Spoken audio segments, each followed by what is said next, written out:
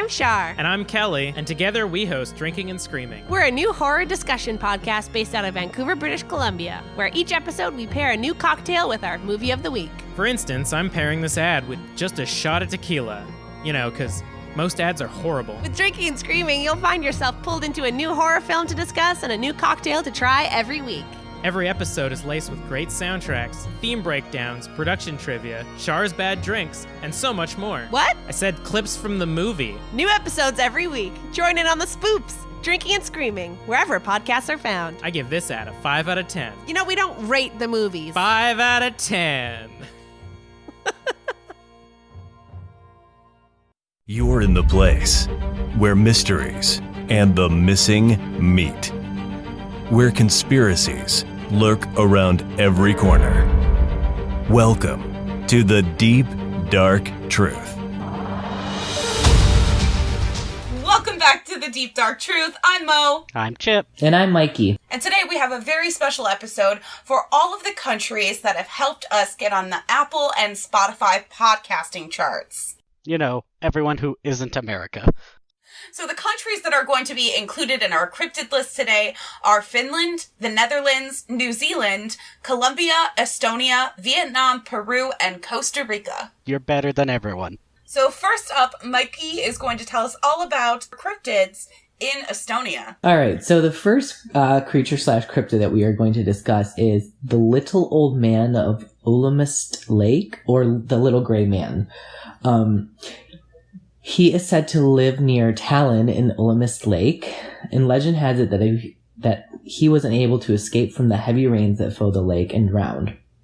He is destined to be a guardian of the lake until the time is right. What time is that? But it is believed that when Tallinn is completely finished building, meaning the city, that the little old man will drown the town. The concept behind this country's cryptid is that he will appear to you at dark and ask you one question: is the city finished yet? People believe this superstition encourage everyone who meets him to tell him that Tallinn will never be finished or that there is still a lot of work to be done. For the incorrect response could mean doom for the city of Tallinn. Even today, Tallinn is under constant construction.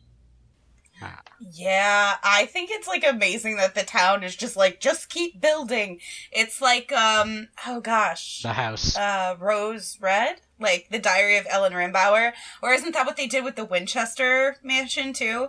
Mo went out. I think Mo went out. She started to turn robot. To, appease the spirits. Yeah, there's so much documentation about how the city will never stop rebuilding. They're like, oh, fuck that.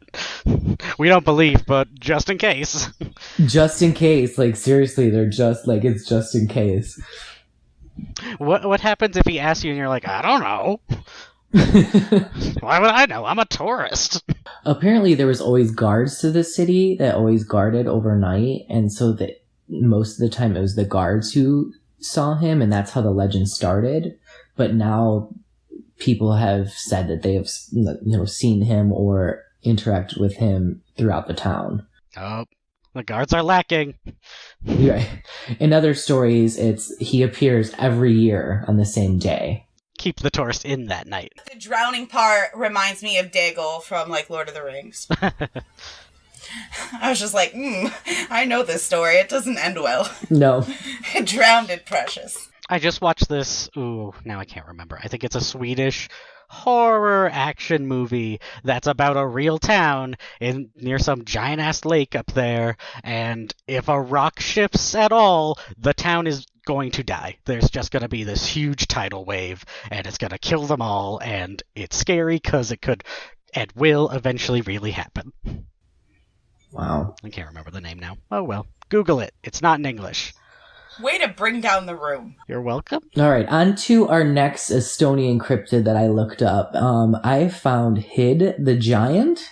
Hid is a giant-sized elf who has a very low and deep voice and can speak all of the languages of trees, human, elf, and animal. Because in Estonian history, Metsik are the forest guardians, and they're the wood elves that live in the forests. And he's said to be the king or ruler of the holy forests. Hiss, Hiis, in Estonian language is used to depict a sacred grove or an old pagan ritual site. He's said to be very powerful and can transform himself into a bull elk or a tall tree or a mountain. And legend has it that he will sleep for several years as a boulder until someone stumbles across him. Like literally? Like if I trip on him, he Like, will literally. wake up and be like, Yes. fuck, bro. Yes. This is totally inappropriate, but I'm thinking of Geodude. I'm so visual. I have to like replace everything in my mind with like a scene. So Right. it turned into Geodude at some point. I can't tell you why, but. So Chip, why don't you tell us about a cryptid from Vietnam? Too bad. You're getting 3 to 4, depending on my mood. First, there is your favorite one. Let's start there. The cone reet, which is a sea creature that is essentially a giant fucking millipede from the depths of I hell. absolutely refuse to have anything to do with it. You know I'd play with it. I was just like, Chip, I heard about this thing, and it's for Vietnam, and I want nothing to do with it, so you go ahead and take that. Estimates say it's from anywhere from 60 feet long to 135 feet long. Ah! They can get big, and it's said to have segmented body parts, which is why it's a millipede centipede thing, with a pair of fins on each segment. Mm-mm.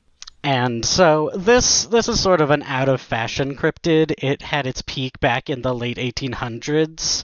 There haven't been many sightings, in recent times. But back then there were a couple notable ones. One was in 1899, the HMS Narcissus was traveling off the coast of Algeria. I know this is a Vietnam one, but it was also spotted over there. It's sort of the same creature. The sailors on the HMS Narcissus watched this segmented sea monster for like 30 minutes, and they were like, oh Jesus, we're gonna die. That's it, we're dead. But then they didn't die. But how many did? How many did die? I would rather make out with a giant spider the size of a house than I would see any kind of gigantic Lake Placid-y water centipede thing. No, thank you. The other very notable sighting was 1883, when a carcass washed up on a beach in Halong Bay. The people who saw it said that the top was a dark brown and it had a yellow underbelly. It was about 60 feet long and 2 feet wide, and each of its segments were 3 feet wide and had 2-foot-long fins. It was headless, so that's upsetting. What bites the head off of a 60-foot centipede? No. No. We need to talk about another cryptid, I'm sorry. Why? Bugs are friends, Mo. Bugs Centipedes aren't friends. Yes, they Other are. bugs They're are friends. friends. But it sounded like metal when they struck it. That's weird. It's a Trojan centipede. And the reason we don't have more accounts of it is because the smell was so horrible, they had to push it back into the sea, because they could not stand it. I feel like we're going to cover a lot of cryptids similar to this whenever we get into the Marianas Trench. Yeah. I feel like things like this are going to pop up a lot because that sounds like something that should only exist in the Marianas Trench. Almost certainly this lives there, and whatever could bite its head off. No. It's time to talk about something else. I have the creeps. I have a much cuter one. Well, cute, I mean, how I imagine it is cute, even though it's not really well described. It's the Kating vor, which is the Latin scientific name is Pseudonovibos spiralis. Okay, that was too much. It's a type of bovine cow that is semi-documented in Vietnam. It's only known by its horns, which are spirals, and most of them, have been found to be fake horns that were just, regular domesticated cows carved by humans. But there are a couple that they're like, no, this would look different if it was done by a human, like on a microscopic level. This isn't what human carving does. So, there are these unidentified bones of a cow. Well, horns. A new species, I would think. Or an old one. or an old one. Yeah. Cool. I meant newly discovered. Newly discovered, yeah. Not like it just popped out of the ground yesterday and we're being taken over. Spring out of holes in the ground like a dwarf. Do you have any bonus ones for us, Chip? Multiple bonus ones. I thought you never asked, Mikey. So one that I find really cool is basically a confirmed cryptid. There was a legend of this. Are they a cryptid if they're confirmed? Well, listen to me. This is why it's a bonus one. Okay, I'll shut the fuck up. I'm sorry. We've all had a long week, Mo. Let me tell my Sorry. goddamn stories. So there was this legend of a king in Vietnam who was granted a sword by the gods and used the sword to drive out... I already forgot. I think it was Chinese invaders. So the sword was definitely Excalibur, and I've heard this before. But instead of a lady of a lake, the king, after repelling, I think it was Chinese invaders, I don't remember because I'm the worst and didn't take good notes, he rows out into the middle of a lake, and a giant turtle is like, hey, I need that sword back. And so he takes the sword, and it's sort of like this was this king's divine right to rule, and he willingly gave it up, and so he's a good king, and that's why we're free of the evil invaders.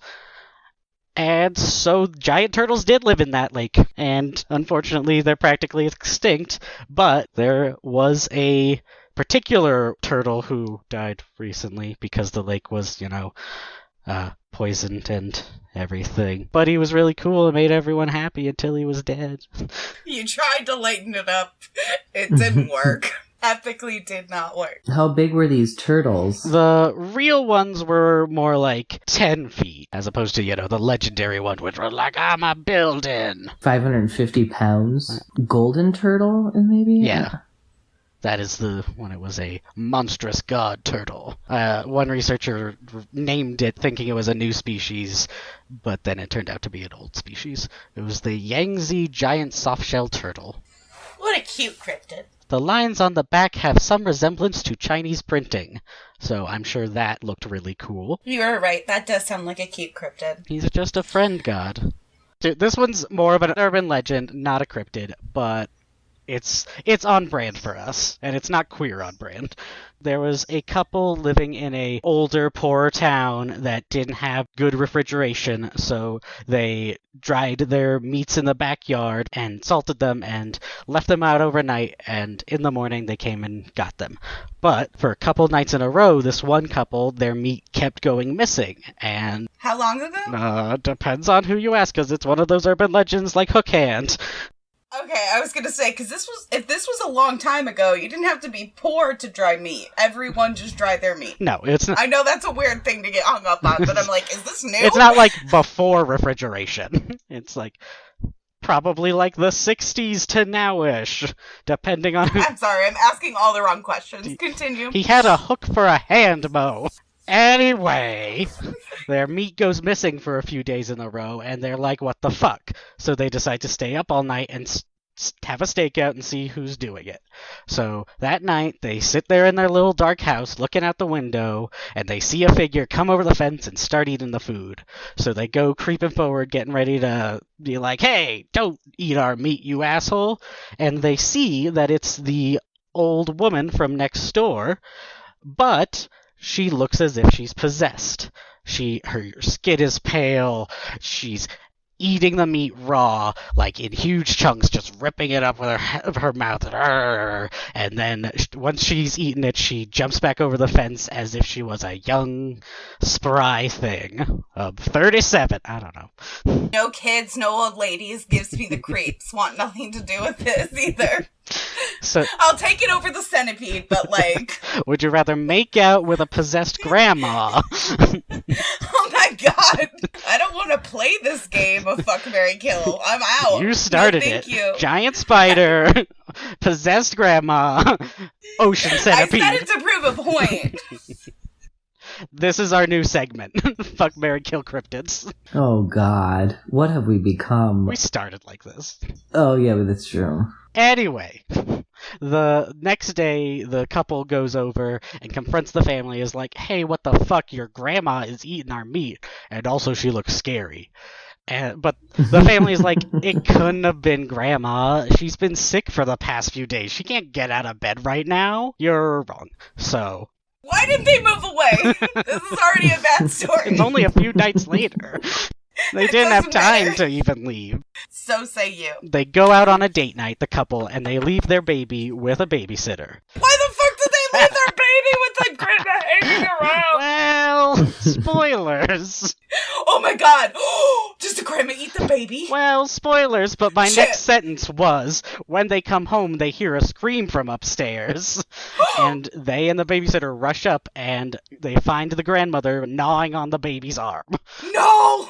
They freak out, obviously, and she drops the baby and jumps out the window. Oh my god. She's spry. Yeah. She steals the baby No, with she her? drops the baby. She leaves it. They Oh. grab She the already baby. gnawed on it. Yeah, it's alive right now. I think it stays alive. That's good. I'm so glad that the baby didn't, perish in this really fucked up urban legend cryptid woman. And they grab the baby and they rush outside like, Doctor, we need someone who can help. Our baby's been gnawed on. And, other people in the neighborhood rush out and they're like, this grandma did this to us. And up on the roof is Grandma crawling around, hissing. I thought it was going to end no one believed them and they moved away. No, everyone was like, oh, fuck. But everyone in the neighborhood is trying to chase after her, but she's jumping from roof to roof. Blood-curdling screams as this demon is scurrying around. But they lose track of her. And, what are they gonna do? They get the baby treated for its bite. And... Sorry. To my knowledge, it does not get infected and die from grandma bites or turn into a grandma. But the next day, after everyone settles down and wakes up again, the old woman has died. Supposedly in her sleep. So, was the grandma actually at home the whole time? And maybe that was just something like a skinwalker type of thing that looked like her and took her appearance? Or was the grandma actually possessed? Maybe it does completely count as a cryptid. Just something to think on. Alright, buckle up, motherfuckers. So this cryptid is my new patron saint. And it is the best thing that I did not make up, but will inevitably be accused of making up. So this cryptid is from Colombia, and it is called a burraro. So the burraro's function in nature and in its environment is very similar to a dryad, in the fact that they protect forests and different forest creatures. So they're mostly protectors. They're actually originally part of the folklore of the Tucano, who are indigenous natives in the northwestern Amazon. But instead of a magical tree-beard looking creature, the burraro is described as tree-sized, pale-skinned, in fact, burraro means pale-skinned, covered in dark fur, with fangs and backwards feet that confuse its victims. It also has, and I quote, huge pendulous genitals, which, son of a bitch, I'm in. It gets better. It gets better. How could it get better than backwards feet and giant genitals? Let me tell you how it kills its victims. Oh, God. So, it kills its victims by peeing acid urine on them. Or, there's multiple ways. Or, Water it sports. crushes its victims, then it makes a hole in the skull, and it slurps its insides through the hole like a straw, and then it blows it up like a balloon, and then it walks on back to wherever it came from and perishes. Yeah. I'm sorry, what? It has balloon zombies? It creates balloon zombies. So I guess it sucked just enough juice to have it have the people die later of some sort of, Capri Sun juice popping brain thing. So the classic Capri Sun brain popping syndrome. So what you're saying is I may have to cheat on the Muggy on Monster. Is that what you're saying? Polyamory! Why would you cheat? I don't think interspecies relations is suggested with its huge pendulous genitals. And it's acid piss. It's as tall as a tree. I'll try anything twice, Mo. So it self-anoints. A lot of different primates self-anoint, meaning that they pee all over themselves to, like, mark themselves up. So in this case, it would be anointed with its own acid urine. But I'm not even done. So you can appease the cryptid by giving it tobacco, but it doesn't list his preference for cigarettes. It seems like he's my homie. He seems like my homie, so I'm gonna say that he only deals in Newports because it's the Cadillac of cigarettes. But anyways, here is a direct quote from the Cryptids Wiki, because it's very dear to me. It's a direct quote from the cryptid himself. No, this is from the Cryptids Wiki, but I tried to just phrase a little bit of the quote, but you need the whole thing. Like the gentle dryad, the burro looks after the animals of the forest and has no love for hunters. It's really only their methods that differ. The dryad has mystical 1980s Lisa Frank-esque magic. The burro has acid piss. The dryad will use the power of the world tree to turn you into a deer for the day, so you can see all that life has to value. The burro will whip out its enormous dong and unleash a fire hose of face-melting urine on you. This is the kink monster. It's got inflation, it's got water sports, it's got vor. Yeah, it's definitely kinky. I'm sorry, Colombia, or It's good job, fantastic. Colombia. Yeah, fantastic job. Truly couldn't have written anything better. Sure, Mo, sure. I mean, this is your greatest work yet. Thank you. There are also tales of the burro leaving forests to attack people because of deforestation, which is why all of us should be trying to save the rainforest right now. Like, I cannot think of a better reason to donate your money when you're at the grocery store. Would you like to round up your change to save the rainforest? Yes, the fuck I would, Brenda. Do you know what is out there? The burro, and he is filled with acid piss and a giant dong. Instead of sad children commercials or sad puppy commercials, it's sad giant monster dicks will piss on you. Why didn't you go last? Yeah, why didn't you go last? This is rude. We have to make the people think that there's going to be ones just as good as this coming up soon. But now we just said that there isn't. Guys, you can leave at the commercial break. It's all downhill They from made here. their own expectations. I told them Yeah, nothing. we might have to switch around some of this order. Okay, I'll go to my second Wow, I'm country so now. glad we ended on that one. Off to Costa Rica. While the chupacabra is common cryptid in Costa Rica, we have covered this before, correct? Well, we talked about it briefly. It's common. It's a mainstream cryptid. I was a fan of its earlier work. So we're going to move on to my favorite worded cryptid ever, the Abaguchi, which I don't know why I love it. ABBA and Gucci? Exactly. It's no better creation. So this creature native to Costa Rica resembles a cross between an owl, a fox, and a deer. Oh, that's gonna be cute too. Which I think, no, I think is the weirdest description I've ever heard. And everywhere I've looked up, that's how it's described. I personally think it looks like a scary fucking lemur baboon. Like a giant, scary lemur baboon. It's got this dark, like, line down its whole, like, center of its face and these big, bulgy eyes and, like, fox teeth. Like, and it's big. It's said to eat anything, including cows and other large animals of itself, and it has earned the title of land piranha. Oh. It will eat anything. It is said that if you corner it, it will eat itself in a devilish whirlwind rather than be captured or hunted. Good for it. Death before dishonor! Right.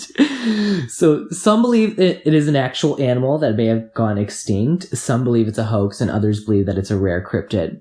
Where it started was that rumors say in 1999, West Virginia Division of Natural Resources moved 13 baby Abaguchis to deal with overpopulated predators like coyotes and snakes. What about a Tamagotchi? Abaguchi, that's what this is called. Sorry, sorry for all the stuff we're butchering. I did look up pronunciation, but because they're fucking cryptids, there's not just straight up, here's how you Right. pronounce it, so I have to go by the letters and the writing. Abaguchis? I don't know. But so they brought it in to deal with like predators like coyotes and snakes, supposedly. And articles wrote that it reproduced and multiplied out of control and attacked livestock and humans.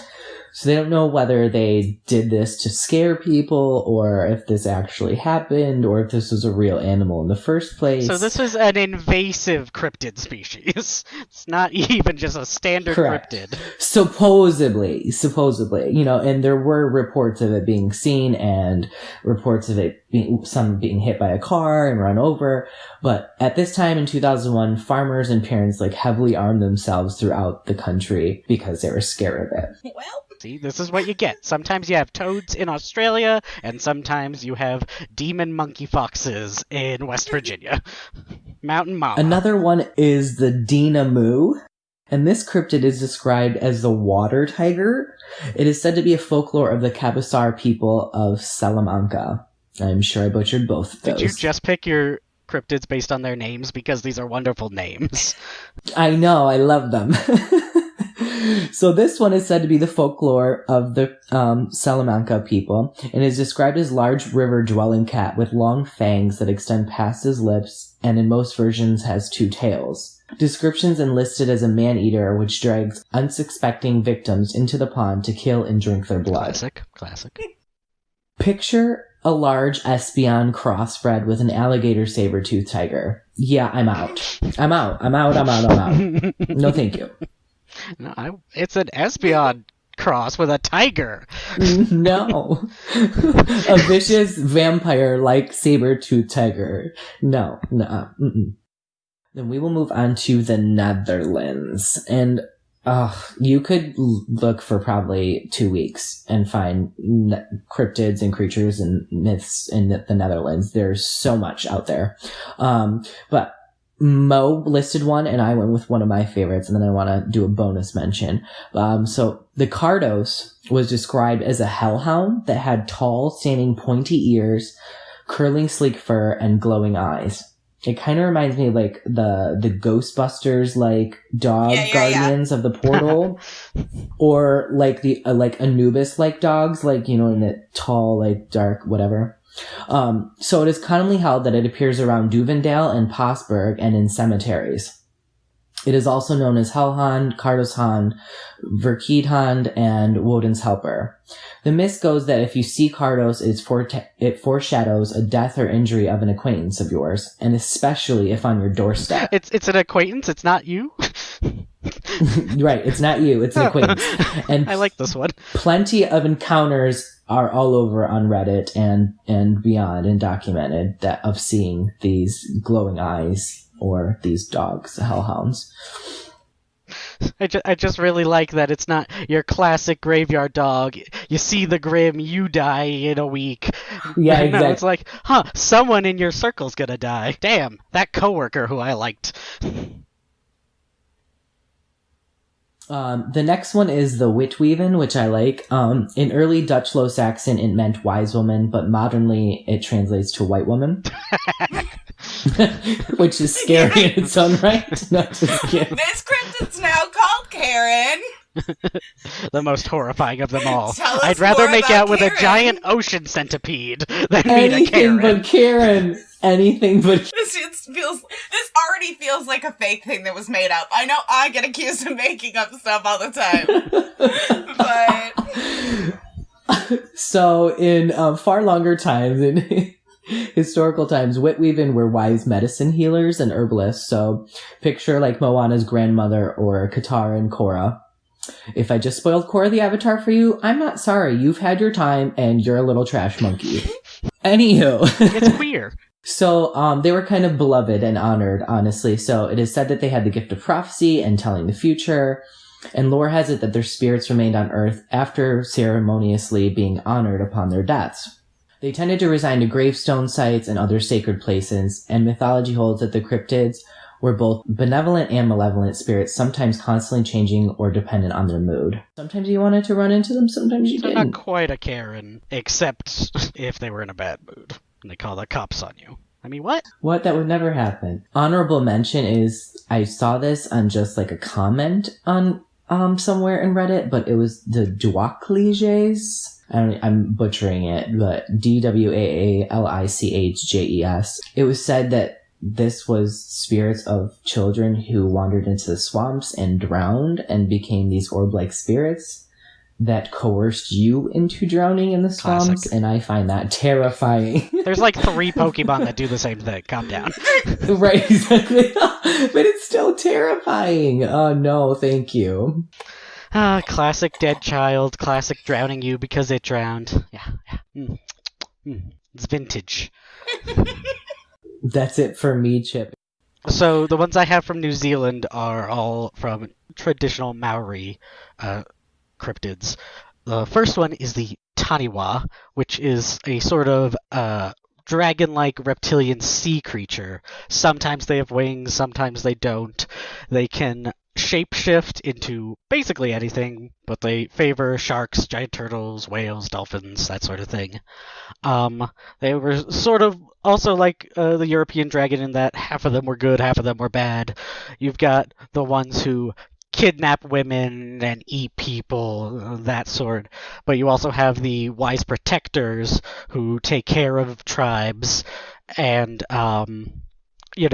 if you pass by their den, you are supposed to say a certain charm and leave an offering, which was often like a green twig. Significance modernly in 2 instances where there was a building project in the early 2000s. One was a highway that they were building, and the other was a prison, but they were being built near sites that were believed to be Taniwa dens, and there were protests and objections based on that. And so the prison ended up being built there, but the highway ended up being relocated because it was... I hope that prison is haunted as fuck. Yeah, dragons. They're like, well, if they eat people, at least they're prisoners. What if it's the nice one and it protects the prisoners? That's true. But the one thing about this one is that the name Taniwa is a lot like the word for shark, and I can't help but wonder if this is one of those instances where the indigenous people were like, yeah, it's a shark that's over there, and the white colonialists were like, oh ho, silly believing in cryptids, da-da-da-da-da. Nah. Right, like they created the cryptid status when the people were actually like, no, there's a shark over there, be careful. Don't go in that water, it's dangerous. Right. Or they were talking about their indigenous cryptids, and they were like, oh no, you're saying this. And they're like, that's not what we're saying. That's not what we're saying. They're like, oh, you mean a shark. That's what we're gonna call sharks now. No, that's not. It's not a shark. It's sometimes a shark, but it's not always a shark. It can be a shark, but you're wrong. Stop. Yeah. And I hope it eats you. Wait, now you're murdering me. Give it a green twig. Like, it'll be fine. Why do they think that sharks eat twigs? And then they died. Because they got eaten. Should have left a twig. If it's all it's asking is a twig, this is a very kind protector guardian. Yes. Agreed. And then another one is the Patupaya Rehe, and there's a subcategory called the Panaturi. These are sort of fairy-like creatures.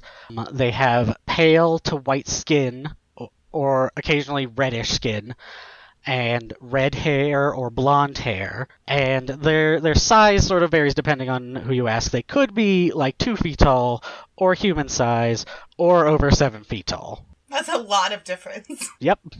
The Panaturi are sort of the sea version, while the Patupararehe, the greater group name, refers to the land-dwelling ones.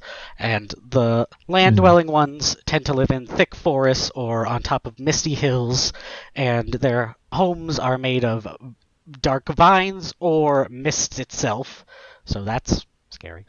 They only eat raw food. They are actively disgusted by cooked food, and that is one of the ways to keep them away, is to offer them cooked food. But they're a lot like vampires in that they fear and are hurt by light, both sunlight and campfires, so you can use the campfires to keep them away. And there's an iron oxide mixture with shark oil that you can smear on your door, and that keeps them away. And I was like, that's really interesting that iron comes into play here as well. We're in New Zealand. Interesting. And it's so specific. Yeah. And so this has a more evil vampire tint in that they often lure people away with their hypnotic sounds, usually flute music, and, they kidnap women, they sleep with her, and then they send her back, and she has a kid 9 months later. So it's like a siren fairy vampire. What's really interesting to me is how a lot of different cryptids and then also folklore and myths and all of these things, they're on opposite sides of the world, right? So New Zealand, the Maori culture, this isn't something that's new. Yeah. For literally hundreds and hundreds of years, they've been telling about this cryptid. And then in Europe, they were talking about vampires, and so many of those things overlap, but it's not as if people Right, there from was no Europe, contact here. Right. It's not like people from Europe were sailing to New Zealand frequently. It would have been before the Americas were even discovered, let alone... Right, it's like convergent evolution of myths in that we developed these same myths and they ended up coming together because they match. Yeah, and it's also like how there's different kinds of pyramids all over the world, what style those are in, Aztecan versus Egyptian pyramids, but they're all pyramids. It's just one of those things that connects. Well, that's all the aliens, obviously. Obviously. And there are a couple particularly significant myths with the Patupaya Rehe. One is a story of a chief who learned to make nets from them. The origin of nets is he was out one night on the beach and he saw a group of them fishing at night, and so he snuck amongst them and they couldn't tell that he wasn't one of them because it was nighttime.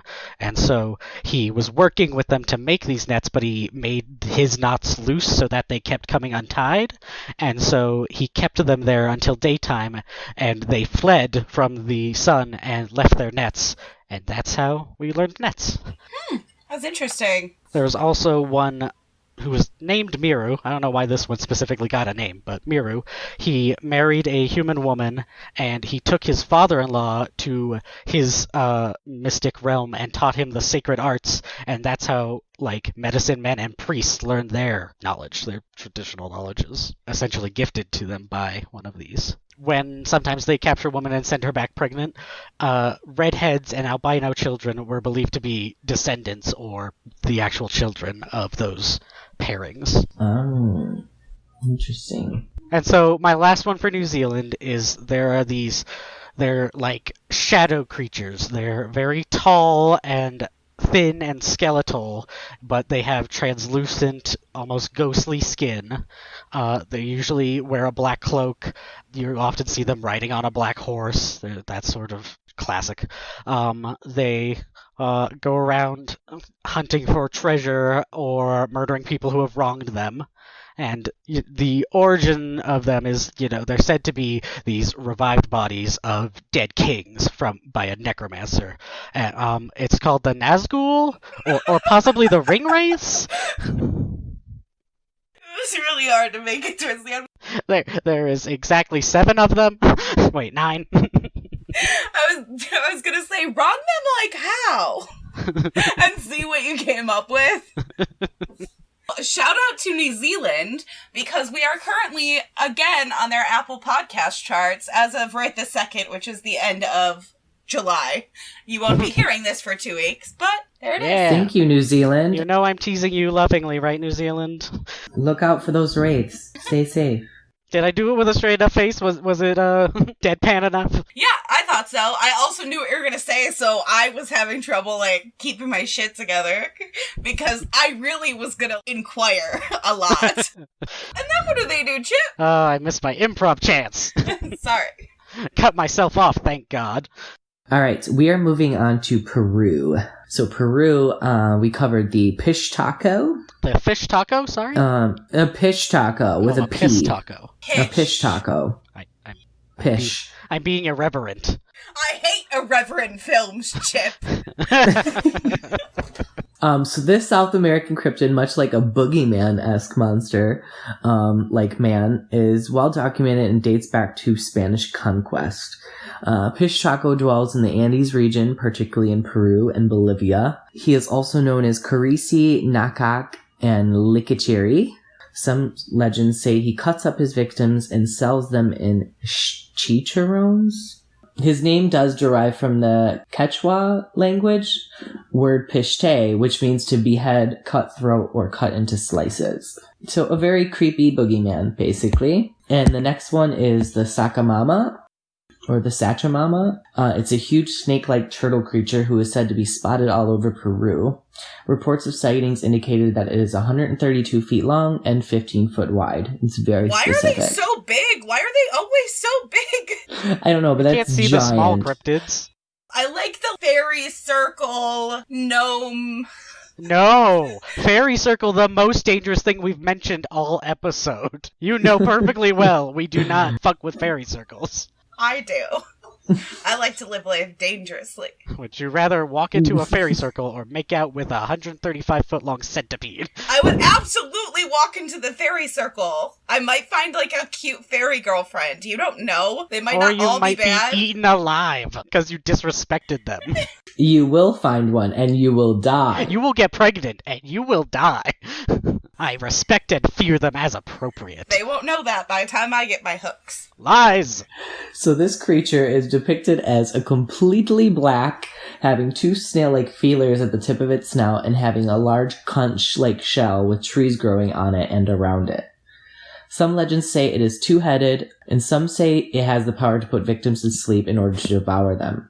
Reports say that it creates a whirlpool when it submerges underwater to go dormant, which can last for many, many years. Some speculate that it is an actual species, Chelonisperans niger, which is a long side-neck river turtle that grows up to 6 meters Giant long. turtles! We're all living on one's back right now. That is some of the cryptids of Peru, but there were a lot. Alright, so I'm going to tell you about some cryptids from Finland. If we had been paying more attention, I should have done this because part Finnish. I'm also probably going to butcher some of these names, so just bear with me. So the first one I'm going to talk about is a Naki, and there are different lore with similar cryptids in Germany, in parts of the Netherlands, and other places in Scandinavia, but specifically we're going to be talking about Finland. So it can appear friendly. In fact, it's very similar to a siren. They're usually women, and they're usually appear very beautiful. And from the front, you might be very taken with them. But if you see them from behind, you will notice that they are very hairy and very scaly on their backs and just not great looking. A lot of the depictions that I've seen, artwork of them, has been very beautiful mermaid-like creatures, and then their back is covered with algae and hair and things such as that. They typically will hide around murky pools, under bridges. Sometimes they'll go in springs and wells, which I'm wondering if at any point there were any sightings, like as far as wells go, when their wells were the main source of water, of people worried about their well water and being infected by a Naki. And they will, of course, tempt children to come near the water, as you do, and then try and drown them. Just a fun time. It's a water spirit, very similar to a siren, just not as completely alluring. It's very two-faced, if you will. I mean, that just sounds like us when we're hanging out. Don't look at us from that direction. We're drunk over here. That's a drunk face, but don't worry, this is our pretend to be sober face. See, I was thinking more like an Instagram selfie. It's like, this is what I look like from this angle. I'm using this angle for a reason. Hashtag no filter. So my second cryptid for Finland is called a Meninkainen. Sure, that's what we're Meninkainen. going with. They are small and human-like. All of the different photos I've seen usually depict it as a small man. And if you could picture something in your head, I want you to picture Rumpelstiltskin, because that's the vibe. The semi-hot one from Once Upon a Time? No. People find him hot, but I am not one of those people. He's the old man hot. He was hot in Stargate universe. We're digressing, but anyways, I have a lot of feelings about Stargate. Typically, they live underground or in forests, but also they can be curious creatures, and you might find one if you live in a remote area, kind of peeking around and checking out you, your family, your property. They're also nocturnal because they're trying to hide from people and scope them out, and timid. But allegedly, if you approach them... Is this our allegedly moment? Sorry. In the entire cryptid episode, this is gonna be the allegedly. It said that they could be playful, and if they're approached with caution, they might just let you get a long look at them, I suppose. I don't think they're gonna have a conversation with you. I only have so much information. You'll have to find one to find out. This just sounds like an introvert. True. But because they're so curious, they might sometimes be known to trick children, to have them play in the woods with them. I guess because they could say that the children were liars. Like, nobody's gonna believe that the kid ran off with Rumpelstiltskin. Or rather, a Meninkainen. Shout out to Finland.fi, which appears to be possibly a government website, because it was very hard for me to find cryptids that were specific to Finland and not just Scandinavian cryptids in general. I got a New Zealand government website that did mine, and I was like, yes, this is my best source. I support it. I think it's important, especially for tourists and for other people, to know a little bit about cultural aspects or be able to learn straight from the government about different lore and myths and culture associated with that country. What's your guys' favorite cryptid? Obviously, Bararo is mine. Besides that one, who's your favorite? Am I allowed to say ring wraiths? Sorry. I think the Netherlands were some of my favorites. I like the Cardos Hellhound, and I like the Witweaven. I didn't like Karen, and I did not like the giant centipede. No thank you. I like the creepy lake guy. Once I actually heard you speak. Yeah, that was fun. And it kind of reminded me of, the little Rumpelstiltskin guy, because I had just read about him when you said it, but I didn't want to circle around it too much and then bring it up later. The Cone Reet wins, right? Yep. As the best cryptid. Giant centipede for president 2020. Cannibal Grandma was a gem, I must say. Cannibal Grandma, for sure, is, the star of her own movie, you know? She really just is. Nibbling on the baby's arm. Yeah, just he didn't even die. Yeah, it was nice that, the baby didn't die, and then we would be talking about Grandma eating children. It wouldn't have been as great of a story, but he just lost maybe a pinky toe. That little piggy went to market, you know what I mean? It's fine. And it might have just been a shapeshifter demon instead of actual Grandma. But then it murdered Grandma in her sleep. What's better? I would like to hear of cryptids that we didn't cover from their countries if they're willing to share with us. Look at Mikey picking up on that. So please share with us. We probably missed some big ones that you guys might be more aware of than we are. Right. If you have folktales or if you have links to sources, like government websites, please pass them along. Especially because Google prioritizes sources from, your own country. Yeah. So, also, if you heard this episode, let us know. Talk to us on Twitter or via email. Let us know what you thought. Even if you thought we were garbage, it's fine. Just let us know. Did we butcher your cryptids and you want to yell at us because we did a bad job? You could come on an episode. You could call the tip line. It's 313-355-3411. Call us.